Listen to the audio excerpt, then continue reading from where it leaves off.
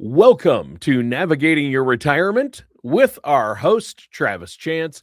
I'm your co-host, Tony Shore. Travis, how are you doing today? Are you alive and awake yet? Well, I'm alive, awake, but I am still struggling. We took the kids to Disneyland for spring break, not Disney World. Oh, Anaheim. Yeah, so got a little jet lag going on. Yeah. I've flown it feels like millions of miles, probably thousands of miles, but I've flown for 25, 30 years, and this is probably the worst case of jet lag I think I've ever had. I have just not been able to get back in gear. It's been kind of interesting. Well, that's a long flight. Well, but like I was saying, last year we flew to New Zealand, and I don't remember being this tired when I got back from New Zealand. Really? Yeah, I don't know what it was. It was just I could not catch up. My body would not sink, and I was going to bed late, but then I'd wake right back up early because you're 3 hours behind, and it's dark outside, and your body's like, hey, it's time to go to work. So 4:30 in the morning came early out in California. Yikes! I bet that was all right. I did get to see an Angels Braves game. Oh, you saw the Angels and Braves game, and that was the night that they had the big brawl.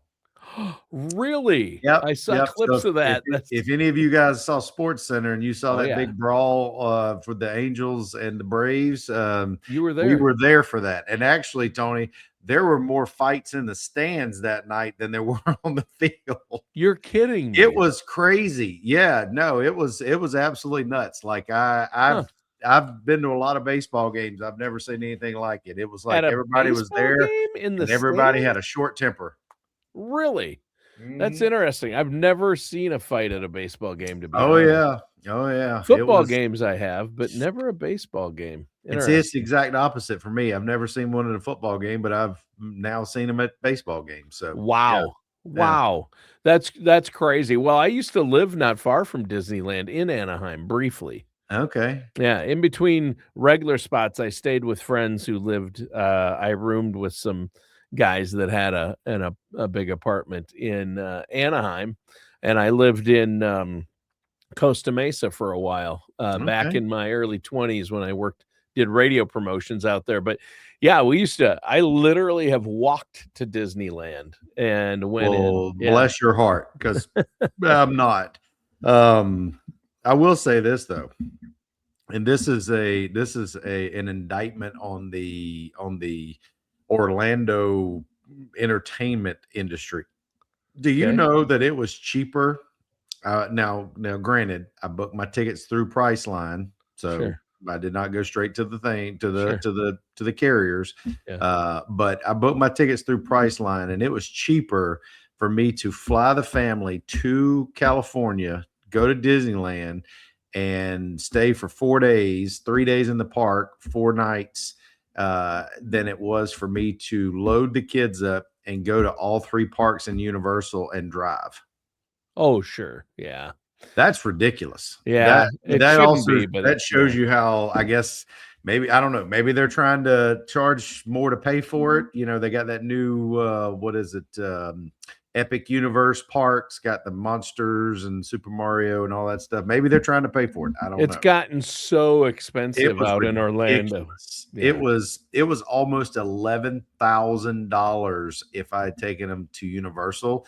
If you wanted to do all 3 parks and stay on property and like all the little add-ons and stuff in Orlando, right? In Orlando, it was $11,000. Yeah, Disneyland has always been cheaper. I'm done. Yeah. I'm out. Disneyland is cheaper than Disney World for sure, but yeah, that's crazy. Yeah. My mother-in-law took my family and all our kids, all the grandkids, and her other 2. So all her kids' families, there's 3 of them, and their kids, and paid for it all. Flights, stay where we stayed, and the parks.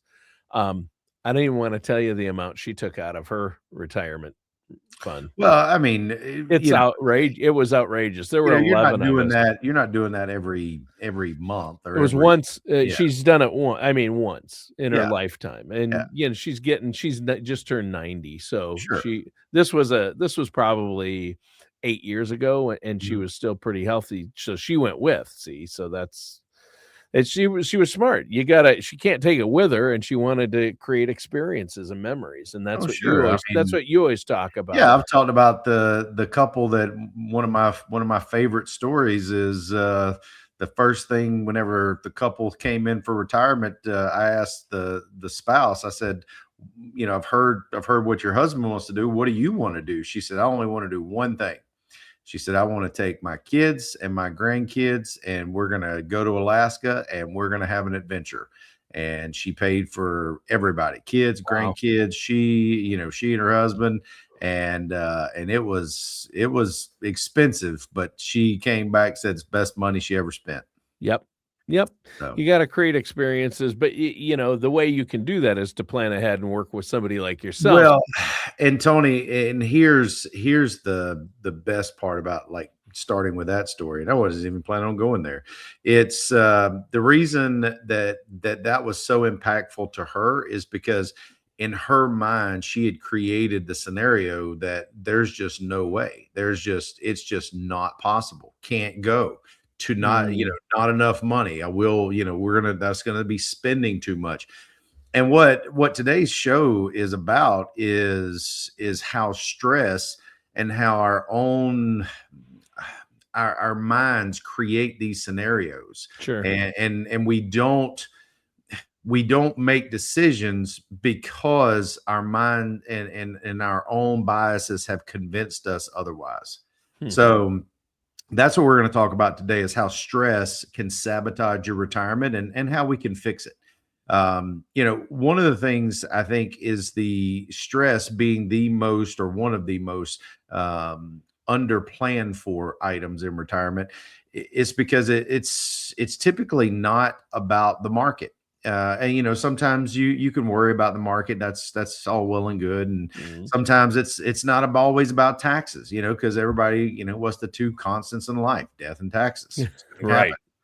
Inflation, most people don't sit there like we do as advisors, and every month get, check Rick Santelli on CNBC and get the inflation report, right? No, not a lot of people do that. It's more about the behavior that we let ourselves condition or get conditioned to, I would say. And it's not just for those that are, maybe not as up to speed on finance. I mean, it affects the highly educated, it affects the high income, it affects, even financially, what we would consider literate individuals, people that are maybe highly accredited investors. It's all something that we share. Is our mind is our own worst enemy in some of these instances. Kind of like, what did Kennedy say? The only thing we have to fear is fear itself. So that's what we're going to talk about this morning, is while you're working, some of the things that you're going to face, and how we overcome that, leading up to retirement, the last 5 to 10 years, the fragile decade. And then also when you get into retirement, what are some things that you're going to run into, and how can we overcome these, right? So we're going to talk about some data. I don't have time to cite everything, but I'm going to actually cite the sources where we get it from. And if you want to go look it up, you more than welcome to. But let's start with the working years, Tony. So I get this a lot. I started too late, Travis. I really, I'm in my late 40s. What do we do? We can't, we can't get back the last 10 or 20 years. And you're 100% correct. You can't. But you also can't sit there and tell yourself over and over, I'm behind. I should have started earlier. I should have done this. I should have done that. That is going to lead you down a path where it's going to be paralysis by analysis, because you're just going to be sitting there looking at the statement and saying it should be more, it should be more. Well, it may not be. It is what it is. The numbers on the page are not going to change just because you stare at it hard enough. So how do we overcome that? Well, the first thing that we have to understand is behavioral biases happen because we only read the things that confirm the way we feel, or that confirm what we want to the outcome to be, right? but that actually does not help us. And it actually creates a type of aversion to even discussing the topic, because you read these, Tony, they read these articles over and over, and it tells them what they can't do and tells them how it's not going to work out and it's not going to help and blah, blah, blah, blah, blah. And it's just horse, you know what? I mean, when's the best time to plant a tree? 30 years ago. When's the next best time to plant a tree? Today. Because you can't go back, you can't get it back, right? So regret aversion, I think, is what a lot of people run into, because they avoid talking about the things that are going to change their outcome, because they feel such regret, and it's almost like a badge of shame that they don't want to show, because they feel like, well, I don't want to tell anybody that I haven't done this. I don't want to seek help. I don't want to do this. Well, folks, I'm telling you, the only way that you're going to overcome this is we have to get past that point. We have to get to the point where we say, you know what? My situation is what it is. We have to move forward. We cannot do this. And a lot of times people can't do it alone. That's why I think, once again, Tony, why we do what we do is to help people rewire. It's not just about how much we buy of Apple, right? It's not just about helping a client buy the IWV, the growth, the growth ETF fund, right? It's about helping people rewire their thinking. And it's very difficult to do on your own. I mean, you can pull your own teeth. Probably not a great idea. Save a little money. Smile's not going to be quite as good. Or you pay somebody, your smile's a lot better. By the way, you're on mute, in case you didn't know that. But I saw you couldn't hear me laughing. Yeah, I didn't hear it. And I was like, all right, you're on mute. So you can do this on your own. It just, your smile may not be quite as bright, and sure. The money you save might not make you smile that much more. So, right. But folks, how do you do the things? What are the things that get us over that hump whenever we're in that pre-stage of retirement? And a couple of things that I would like to encourage you to do is, think about things like automation, right? The chances are, and some of you may not, and that's okay. And we'll talk about those in a second. But Tony, go ahead and sign up for your 401k. I know a lot of, if you listen to some of the real estate people on the Facebook and all that crap, they're going to tell you, oh my God, yeah, go buy you a 32 unit rental apartment complex and let that pay. Well, that's great if you have the cash and the capacity to do it. Right. But if you don't, then quit listening to people that are not in your situation. Start putting money in your 401k. Start getting the match. Start setting clear goals for yourself. Start thinking, okay, I got to start small. How do you eat an elephant? One bite at a time. Right. What are some of the things? Let's write down. Let's think through some of the things that we can start doing today. And let's set, like, a year from now, I want to be at X. 2 years from now, I want to do Y. Whatever that is, you have to set goals for yourself and work towards them, because life is not just the big decisions. It's a bunch of little decisions along the way that get you to those big goals. Yep. Structured contributions. A lot of times and I'm just as guilty of it as anybody else. Life happens, tuition for school. You gotta, I mean, I got one going to the orthodontist this morning. I mean, my God, things come up. Yeah. Right. I mean, costs are going to happen, but we have to be committed to pay ourselves first, because at some point in time in our life, you're going to get to a point where you're going to want to take a 30-year vacation. And how do we do that? We have to automate, set clear goals, structure our contributions, and also hold ourselves accountable. Because, it's real easy to just shut the 401k contributions off because, maybe you put a little too much on the Amazon bill, but let's face it, maybe what we do is we keep those contributions, quit spending a little bit for a while, and maybe pay a little more aggressively as you go over time. Don't let those little things sabotage when you're starting to try to build that nest egg. Tony, what do you think about that one? I think that's some really, really good thought provoking advice for those, say, 50 and under.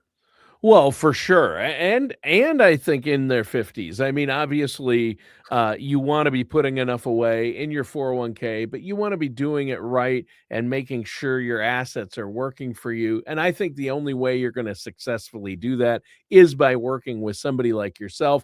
Every study I've read, Fidelity did a big study, and it shows that people who try to invest on their own and do it all on their own, usually end up way under even after fees, after everything.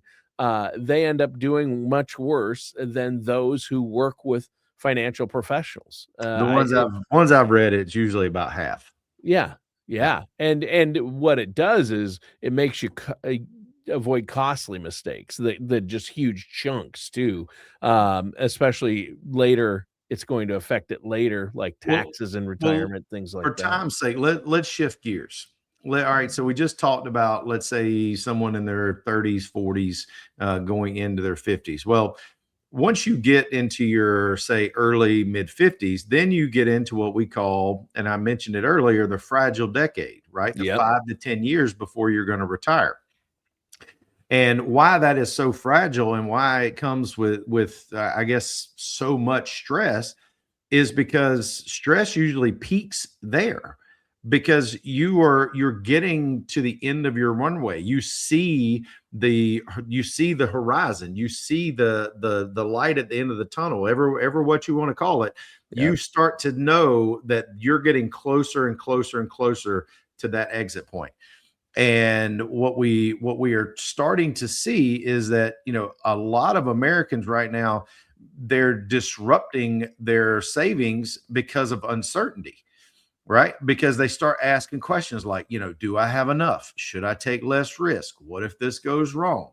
Well, folks, you should be answering those questions, or having someone who can help you answer them as you go. These are not things that you need to wait and just put at risk and get that close to the finish line, and then all of a sudden it's like, oh my gosh, what do I do? Well, the reason, Tony, I think it carries so much weight, especially in that late season, if you will, in your working career, is because there was a study, and I've read this over and over, is when it comes to the what's it called, the retirement red zone, the pain of losing money is twice as strong as the pleasure of gaining it right before you retire.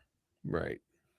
That is a very, very strong statement, because what happens whenever you do that is people end up getting too conservative, or they move to all cash when things get a little choppy. Yep. I've seen that quite a bit. I mean, I actually have a client last April in 2025, when the tariffs hit and the stock dropped 19-20%, right? Well, people were like, I got to get out. Yep. I have a client that we have now brought on board, and they said that they actually, now don't get me wrong, before the market dropped in March, they went ahead and like, oh, we're going to go to cash. And they did.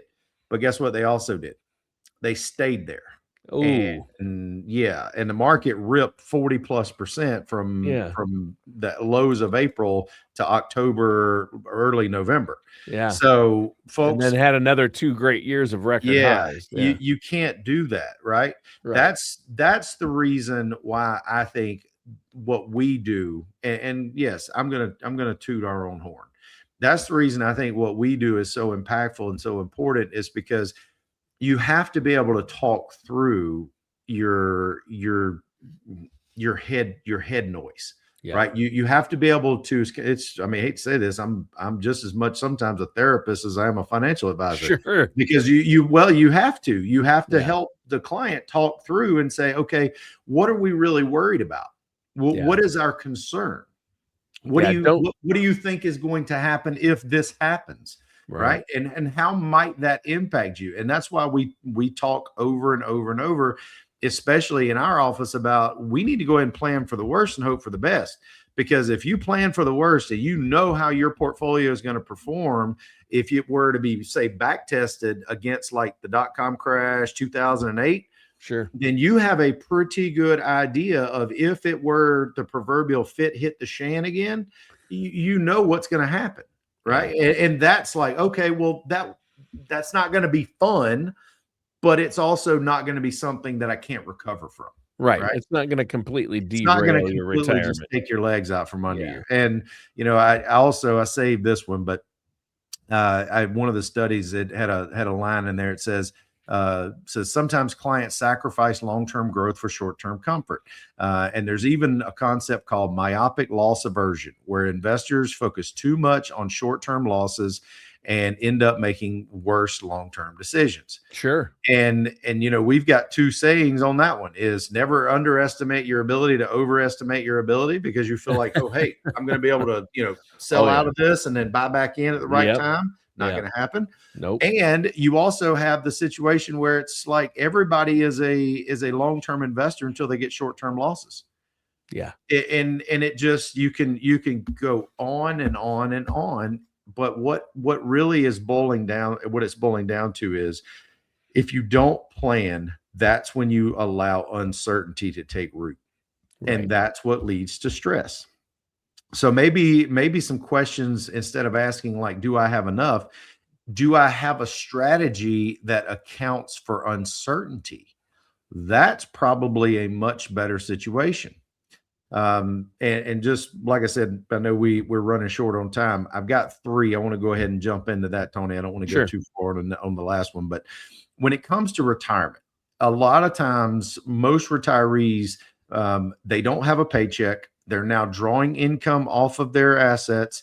And every time the market drops, it feels personal. They feel it, right? Yep. They look at their portfolio, and sometimes whenever it's normal, normal market volatility, because short-term volatility is going to happen, kind of like, some of the geopolitical conflicts we have going on around the world. They're going to affect the markets on the short term.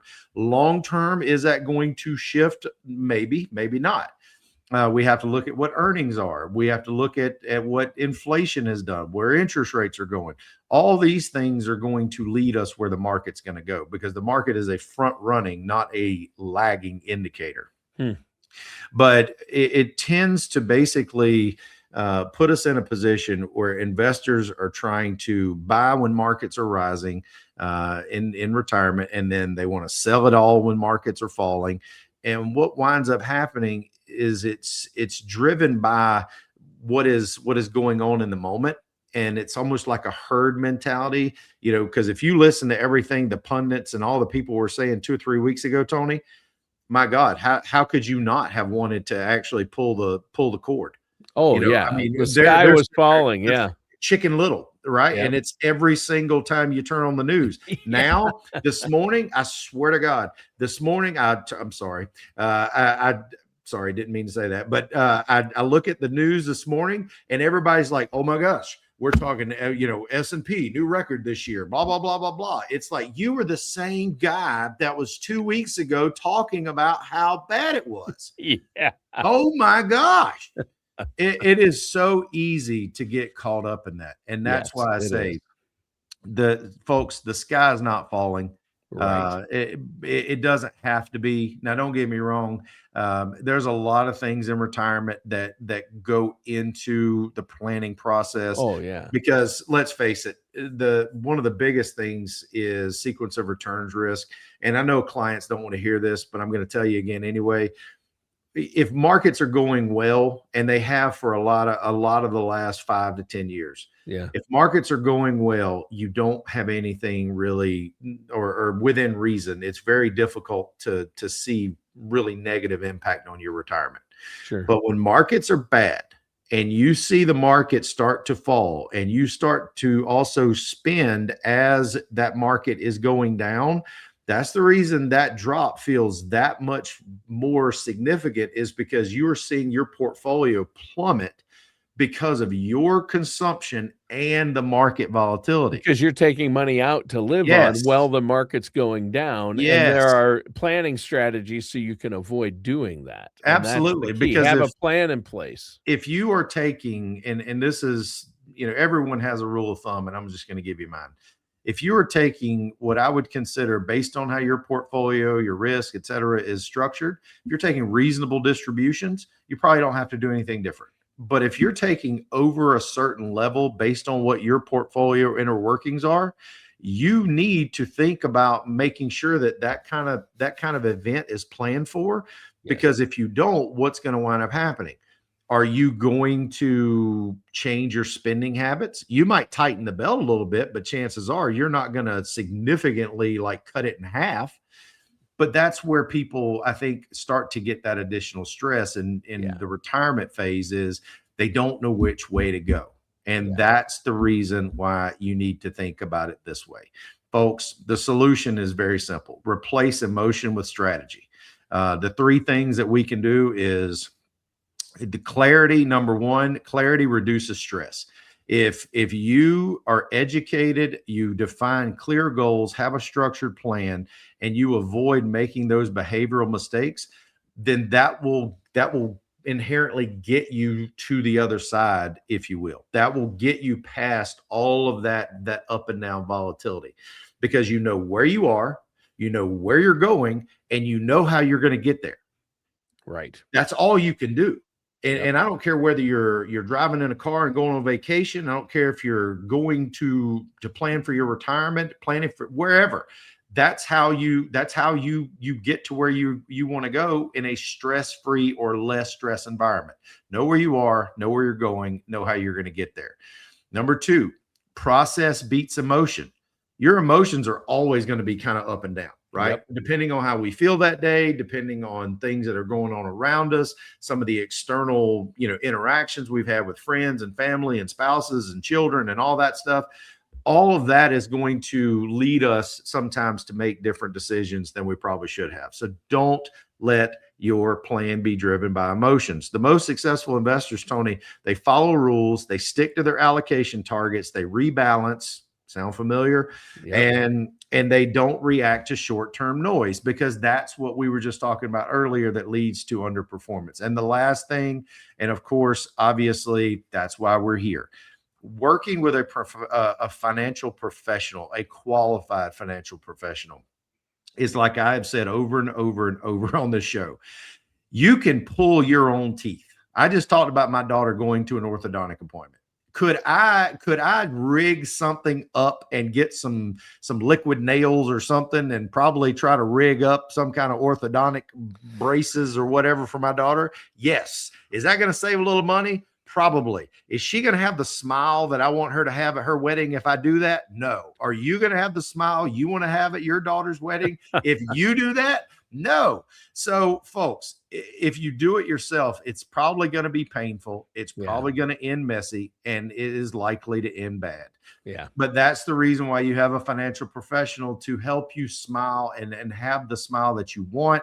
And that also is not just about the investments you choose, but it's about being able to get behavioral coaching, tax planning, all of the things that go into retirement that are just above and beyond investment. So when emotions rise, logic tends to fall. That's where guidance matters most. So, folks, at the end of the day, we've talked about a lot, but no matter where you are in your retirement process, there is a solution. You just got to find it. That's where we can help. We can step in and help you get back on track. So if that's you, you're out there listening, give us a call, 877-269-0839. That's 877-269-0839. Or you can actually, if you're in that 5-year to 10-year window or in retirement years, Tony, we have our retirement readiness course that's coming up actually in the Pooler area in about a week. That'd be a great time to probably get some answers to some questions you didn't know, and also get some questions that you didn't know to ask. Sure. That's awesome. All right. And how can people find out more about that? And visit our website at chancefinancialgroup.com. All right. Well, Travis, great show. Listeners and viewers, thanks for tuning in. That does it for today's episode of Navigating Your Retirement with our host, Travis Chance.